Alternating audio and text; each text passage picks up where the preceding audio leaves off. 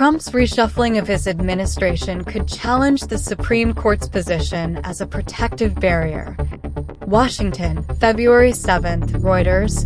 President Donald Trump's broad claims of executive power in his initial weeks back in office seem poised for potential confrontations with the U.S. Supreme Court, though it remains uncertain how the justices will respond to his authority. Since his inauguration on January 20th, Trump's interpretation of presidential power appears significantly less limited than that of previous administrations, as noted by legal experts who point to his attempts to limit birthright citizenship, withhold congressional funding, and dismiss leaders of independent federal agencies. The overarching theme is an unprecedentedly extreme perspective on presidential power, remarked Erwin Chemerinsky, Dean of the University of California Berkeley School of Law.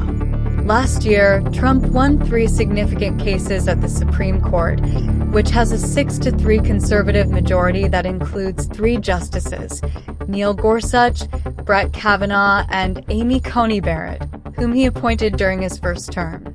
The court has consistently shifted U.S. law further to the right with Trump's selection. Harvard Law professor Mark Tushnet remarked that the Trump administration is taking a risk, believing the court system won't effectively block its actions, and it has a fair chance of success. Trump's decisions have led to numerous lawsuits making their way through lower courts, challenging his strict immigration policies, federal workforce protections, the legal standing of a Trump-created entity led by Elon Musk aimed at reducing government size, and his efforts to limit transgender rights. The Supreme Court may soon need to address these challenges, depending on the speed of appeals in the lower courts. Some plaintiffs argue that Trump is overstepping his bounds as defined by the U.S. Constitution, although his Republican allies in Congress have largely remained silent. According to University of Illinois Chicago law professor Steve Schwinn, these actions could be at risk of being overturned by the judiciary. Schwinn pointed out that Trump's attempts to unilaterally close federal agencies, which are established and funded by Congress, and his efforts to halt federal spending approved by lawmakers significantly infringe on congressional authority and are not strongly supported by the president's Article 2 powers as outlined in the Constitution. Federal judges intervened to stop Trump's move to freeze federal grants and loans, even after the Office of Management and Budget withdrew its broad directive for the funding freeze. Robert Tsai, a professor at Boston University School of Law, suggested that Trump would likely face defeat if the matter reaches the Supreme Court, citing the Constitution's separation of powers and previous court rulings as factors against him. Tsai expressed confidence that a majority of justices could rule against Trump in this situation. Lower courts have indefinitely halted Trump's efforts to limit birthright citizenship. He had instructed U.S. agencies to deny citizenship to children born in the U.S. if neither parent is an American citizen or lawful permanent resident. Democratic-led states and other challengers argue that this directive infringes upon the 14th Amendment of the Constitution, which guarantees citizenship to anyone born on U.S. soil. Experts consulted by Reuters generally believe that the Supreme Court would likely overturn Trump's initiative if the matter is brought before them. John Yoo, a former Justice Department lawyer and current UC Berkeley law professor, expressed confidence that Trump would not prevail, citing the original intent of the 14th Amendment and historical Supreme Court rulings that affirm citizenship for all born in the U.S. However, some scholars remain uncertain, suggesting that a few conservative justices might consider revisiting the precedent set by the 1898 case United States versus Wong Kim Ark, which has traditionally affirmed the citizenship rights of children born to non-citizen parents. The Justice Department under Trump contended that the court's decision was limited, specifically affecting children whose parents had a permanent home in the U.S. Cornell Law School. Professor Gautam Hans expressed his hope that the Supreme Court would decisively reject the executive order on birthright citizenship, though he admitted to having little faith in the court's reliability. He believes that Trump's early actions in office have created a constitutional crisis, which he views as the most significant threat to American democracy since the Civil War of 1861 to 1865, a period marked by states' rebellion over slavery. Hans acknowledged that his assertion might seem extreme, yet he struggles to identify a more critical time in history.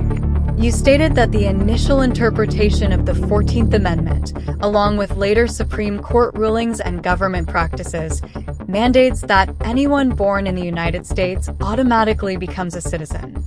Some scholars expressed uncertainty, suggesting that certain conservative justices might consider limiting the implications of the 1898 Supreme Court case United States versus Wong Kim Ark, which has traditionally been viewed as granting citizenship to children born in the U.S. to non-citizen parents. The Trump administration's Justice Department contended that the ruling was more restricted, only applying to children whose parents had established permanent residency in the country. Cornell Law School professor Gautam Hans expressed hope that the Supreme Court would decisively reject the birthright citizenship executive order, though he admitted to a lack of confidence in the court's decisions. He characterized Trump's early actions in office as a constitutional crisis, claiming it represents the greatest threat to American democracy since the Civil War, a sentiment he found daunting yet necessary to express. A conservative court. In recent years, conservatives have celebrated the court's actions, including its 2022 rulings that restricted abortion rights and broadened gun rights, as well as its 2023 decision to eliminate race-conscious admissions in colleges and limit the power of federal regulatory agencies. One of the most significant outcomes from Trump's tenure was a ruling by Chief Justice John Roberts, which granted Trump immunity following his indictment related to attempts to overturn the 2020 election results. This marked the first acknowledgement by the court of any presidential immunity from prosecution, providing former presidents with considerable protection for actions taken while in office. For the court to rule against Trump in future cases, at least 2 conservative justices would need to join the 3 liberal justices in opposition. Additionally, Trump could potentially appoint new justices if any current members leave during his next 4 years in office.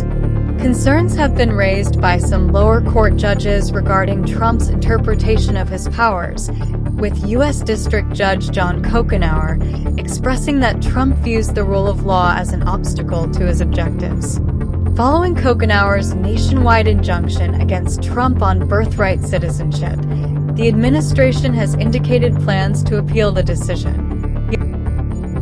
In 1935, a significant legal precedent was established that may come into play with current disputes involving Trump's executive orders, potentially reaching the Supreme Court. A former National Labor Relations Board member has claimed that Trump's decision to fire her breached federal law, which permits a president to remove a board member only for specific reasons like neglect or misconduct.